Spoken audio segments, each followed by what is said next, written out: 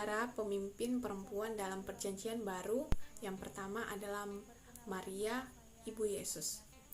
Maria adalah Ibu Yesus atau Isa menurut Quran dan Perjanjian Baru, dan tunangan yang kemudian menjadi istri Yusuf menurut kekristenan. Menurut sumber-sumber non-kanonik, orang tuanya bernama Yoakim dan Anna atau Hana. Maria yang saat itu seorang perawan mengetahui dari malaikat Gabriel utusan Allah bahwa ia akan mengandung Yesus, anak dari Allah yang hidup, melalui mukjizat dari Roh Kudus, atau dalam Lukas 1 ayat 48. Maria banyak diagungkan di kalangan orang Kristen, khususnya di lingkungan gereja Katolik Roma dan gereja Ortodoks. Bidang teologi Kristen yang berhubungan dengannya disebut Mariologi. Pesta kelahiran Maria dirayakan di kalangan gereja Ortodoks Katolik Roma dan Anglikan pada 8 September. Perempuan yang kedua yaitu Maria Magdalena. Maria Magdalena adalah seorang perempuan Yahudi pengikut Yesus yang ikut serta dalam pewartaan Yesus, dan pada kemudian hari menjadi saksi mata peristiwa penyaliban, penguburan, dan kebangkitan Yesus.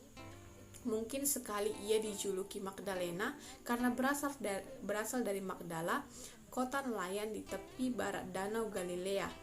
Bisa kita lihat dalam Lukas 8 ayat 2-3 menerangkan bahwa Maria Magdalena adalah seorang dari perempuan-perempuan yang ikut serta dalam pewartaan Yesus dan menyokong pewartaan Yesus dengan kekayaan mereka.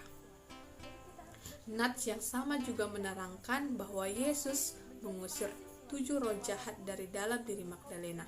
Karena hal-hal inilah, banyak gereja yang berbagai mazhab menghormatinya sebagai rasul.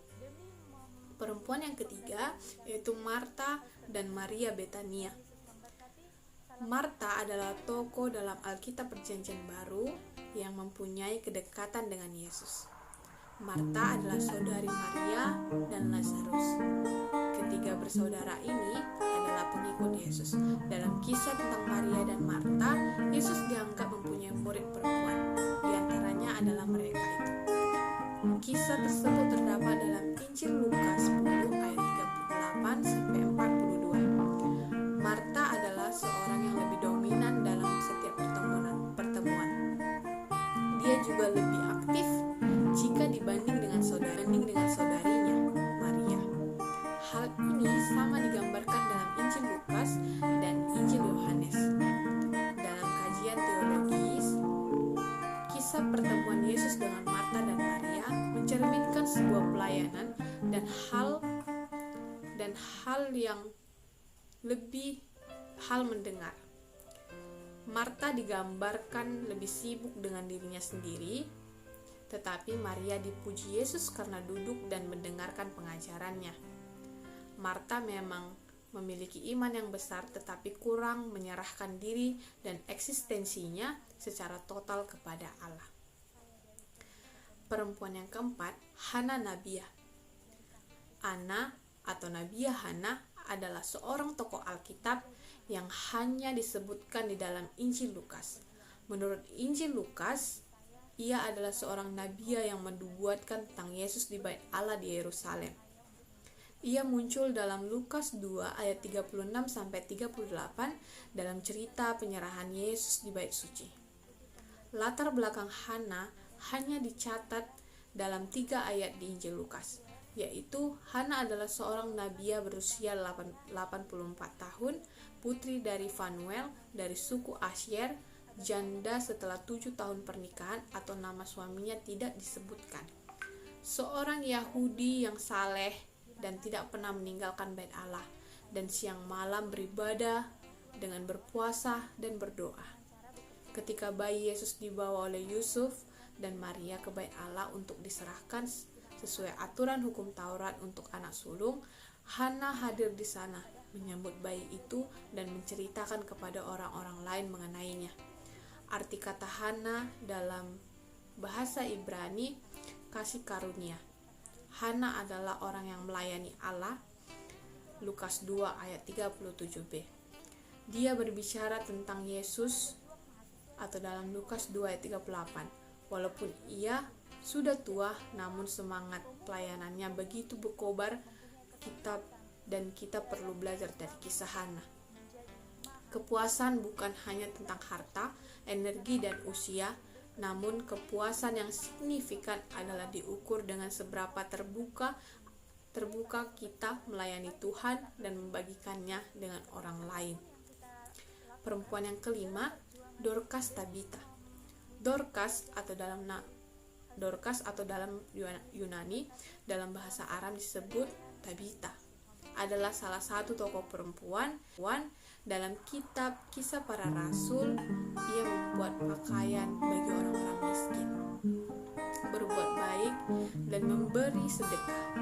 Suatu saat perempuan yang tinggal di Yope ini mengalami sakit dan akhirnya meninggal karena penyakit itu. Pada saat itu, Simon Petrus, salah satu murid Yesus Kristus, berada di lidah. Orang-orang Kristen di Yope menyuruh 2 orang kepadanya dengan permintaan, "Segeralah datang ke tempat kami."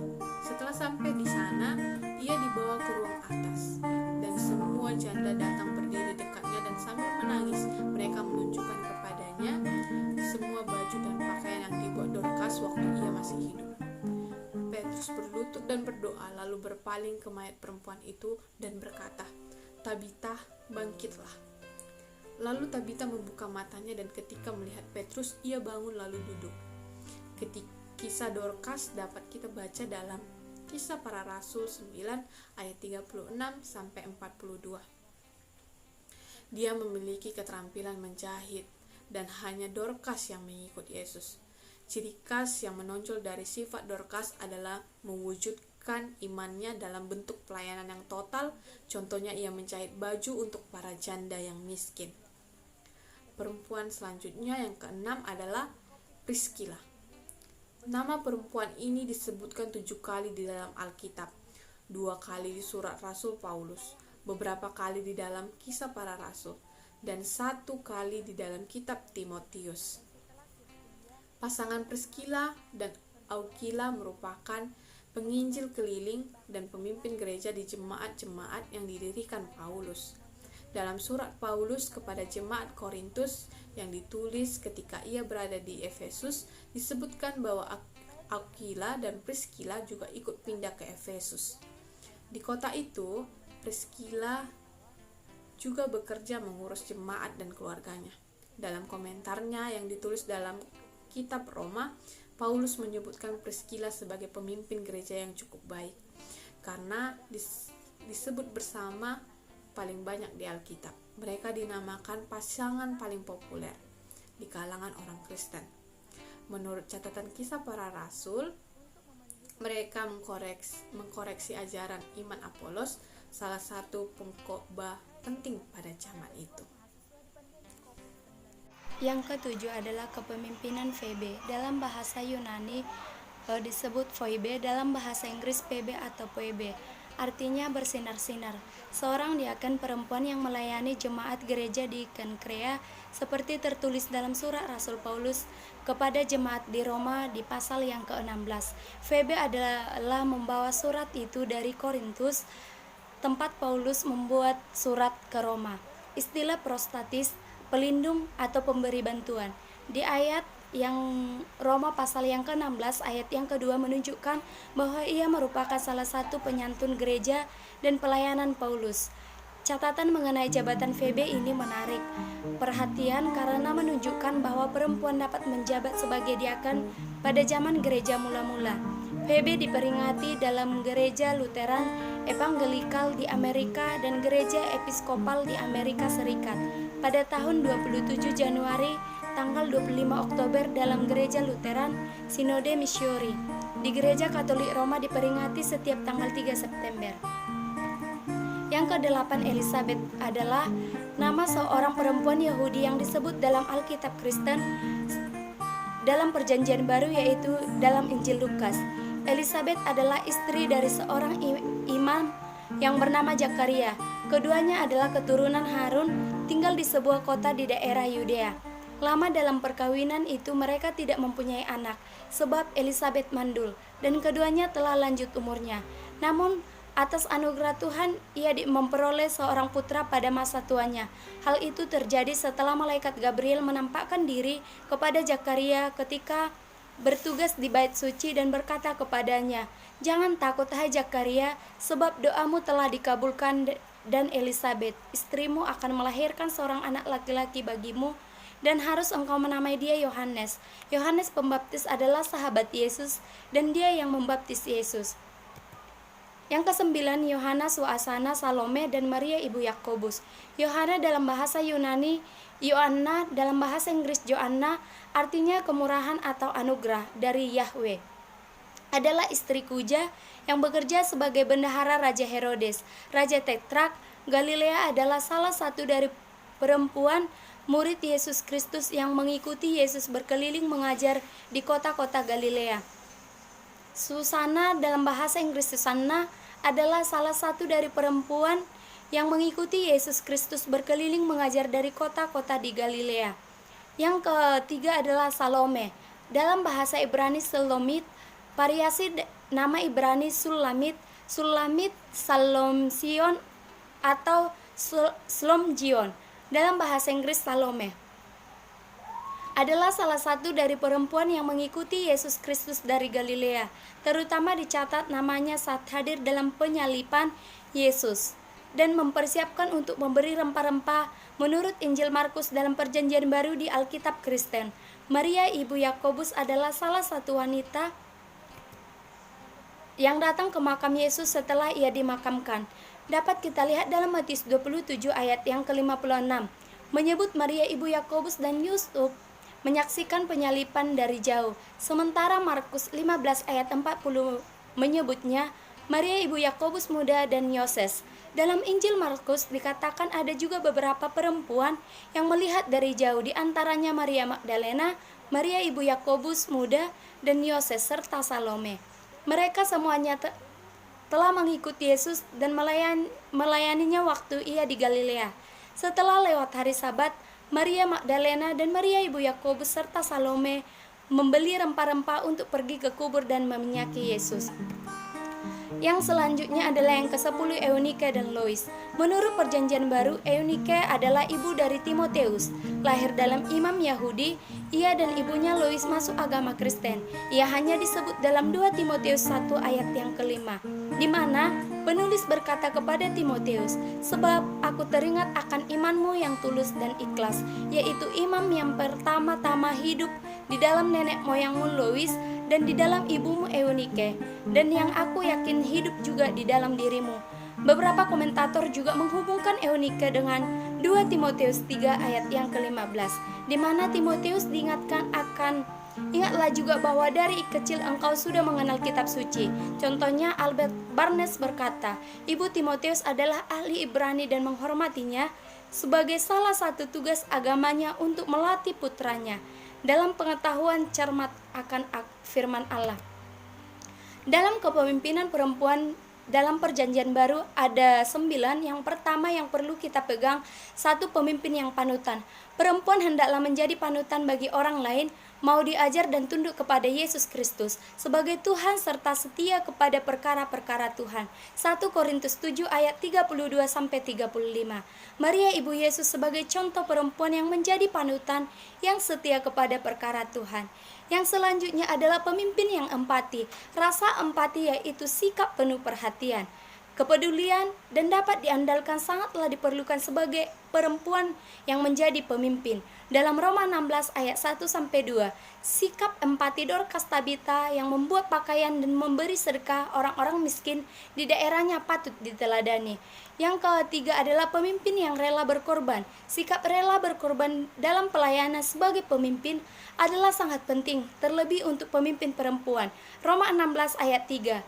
Maria Magdalena, Susana, Yohana, Salome, dan Maria ibu Yakobus adalah para murid perempuan Yesus yang rela mengorbankan kekayaannya untuk menyokong pekabar Injil, dan kesetiaan mereka mengikuti Yesus sangat patut diteladani. Yang keempat adalah pemimpin yang edukatif. Jiwa mendidik atau edukasi pada pemimpin perempuan perlu diasah agar para anggota dapat memahami visi dan misi dan tujuan. Priscilla adalah salah satu contoh pemimpin gereja yang edukatif dalam mengajar Apolos sehingga dapat memberitakan Injil dengan efektif di Korintus. Tidak banyak wanita terpelajar dalam 2 Timotius 2 ayat yang ke-24 dan dapat mengajar seperti Priscilla dalam Kisah Para Rasul 18 ayat yang ke-26. Yang kelima adalah pemimpin yang maksimal. Sebagai pemimpin, perempuan juga harus melayani dengan maksimal atau sepenuh hati, sehingga tujuannya dapat tercapai. Maria dan Marta dari Betania adalah contoh perempuan yang maksimal. Maria selalu berada dekat dengan Tuhan Yesus untuk mendengarkan pengajarannya, sedangkan Marta kakaknya selalu mempersiapkan kebutuhan Tuhan Yesus. Yesus mempunyai murid-murid wanita. Dia nampaknya melakukan dialog-dialog dengan para wanita yang ingin belajar. Lukas 10 ayat 40, Yohanes 4 ayat yang ke-7 sampai 26, Matius 15 ayat 21 sampai 28. Yang keenam adalah pemimpin yang patuh. Perempuan dalam kepemimpinannya harus patuh terhadap wewenang gereja. 1 Korintus 14 ayat yang ke-34. Dalam ibadah dan kegiatan bersama, perempuan harus memperhatikan tata krama seperti pakaian yang mencolok dan sikap yang terlalu agresif yang perlu dihindari. 1 Timotius 2 ayat 8 sampai 15. Yang ketujuh adalah pemimpin yang unggul. Dalam Kisah Para Rasul 16 ayat 14 sampai 15 ditambah ayat yang ke-40, Lydia merupakan contoh yang baik. Kisah sudah memiliki Priscilla dalam pekerjaannya di gereja Efesus. Setelah pekerjaan bersama Paulus di Korintus, dalam Kisah Para Rasul 21 ayat 19, keempat putri Filipus memiliki pelayanan kenabian sebagaimana para wanita yang disebut di 1 Korintus 11. Dalam Roma 16 ayat 1 sampai 3, Paulus menghargai Febe secara khusus sebagai seorang pemimpin gereja, seorang pembantu pendeta dan penolong rotatis memerintah, mengetuai dan melindungi. Paulus juga menunjukkan penghargaan untuk kerja keras Maria. Dalam ayat 6, Eunias yang unik, Trifena dan Persis yang digambarkan sebagai pekerja keras. Dalam Filipi 4 ayat yang kedua, Paulus dengan hangat berbicara tentang Euodia dan Sintikhe yang diletakkannya pada golongan yang sama dengan pemimpin pria di gereja Filipi. Paulus dan Petrus harus mengingatkan para istri untuk patuh, tunduk kepada suaminya. Seorang wanita yang cakap tanpa harus menunjukkan sikap otokratisnya dan tetap menakutkan suaminya. Pemimpin yang adem, sebagai pemimpin seorang perempuan haruslah bersikap adem, yaitu sabar, lemah lembut dan baik. 2 Timotius 2 ayat 24 sampai 25. Pada dasarnya, Paulus menentang sifat otoriter yang kelihatannya sudah diperlihatkan wanita tertentu, di mana ia dengan congkaknya mengangkat diri sebagai pengajar di gereja Efesus yang masih muda dan rapuh. Anna sebagai nabiya perempuan dalam Perjanjian Baru adalah contoh pemimpin yang sabar menantikan nubuatnya tentang 88. Kepemimpinan dalam Perjanjian Baru, Yesus akhirnya dapat menyebut bayi Yesus saat dibawa oleh Yusuf dan Maria untuk diserahkan sebagai anak sulung sesuai hukum Taurat ke Bait Allah di Yerusalem. Lukas 2 ayat 36 sampai 38. Yang kesembilan adalah pemimpin yang naluria. Perempuan sebagai pemimpin mempunyai naluri yang kuat secara alami. Elizabeth yang dianugerahi Allah mengandung di masa tuanya, memiliki naluri yang baik. Wanita dalam kepemimpinannya hanya mengalami pertumbuhan sedikit demi sedikit. Kembali kepada Kejadian 1 ayat yang ke-28. Dan suatu hal pasti adalah Roh Kudus membagi karunia bukan berdasarkan jenis kelamin, tapi berdasarkan kebutuhan dan kehendaknya. Kesimpulannya adalah seorang wanita tidak menjadi patokan, tidak bisa menjadi pemimpin. Akan tetapi siapapun berhak menjadi seorang pemimpin. Seorang wanita bisa memerintah yang memiliki otoritas atau kuasa, walaupun Rasul Paulus mengatakan perempuan-perempuan harus berdiam diri dalam pertemuan-pertemuan jemaat. Akan tetapi jika mereka ingin mengetahui sesuatu, baiklah mereka menanyakan sesuatu kepada suaminya di rumah.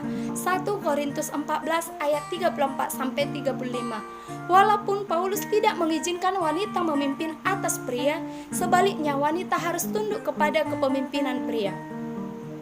Dalam rohania, baik wanita dan pria, setara di hadapan Tuhan. Keduanya adalah penerima berbagai karunia Tuhan, dan keduanya dilibatkan dalam pekerjaan Tuhan. Firman Tuhan menegaskan, namun demikian, dalam Tuhan tidak ada laki-laki. Demikian laki-laki dilahirkan oleh perempuan dan segala sesuatu berasal dari Allah. 1 Korintus 11 ayat 11-12. Jadi dasar penetapan hierarki otoritas bukanlah perbedaan kualitas, melainkan perbedaan fungsi dan kewajiban, sedangkan tujuannya adalah ketertiban utama. Tujuan sistem otoritas dalam relasi Tuhan dan manusia adalah penyembahan, sedangkan tujuan otoritas dalam relasi antar manusia adalah ketertiban. Kita harus bisa belajar dari 10 pemimpin wanita yang bijaksana dan penuh penyembahan kepada Allah secara totalitas. Jadi diri kita harus kita serahkan secara totalitas kepada Allah. Sekian dan terima kasih.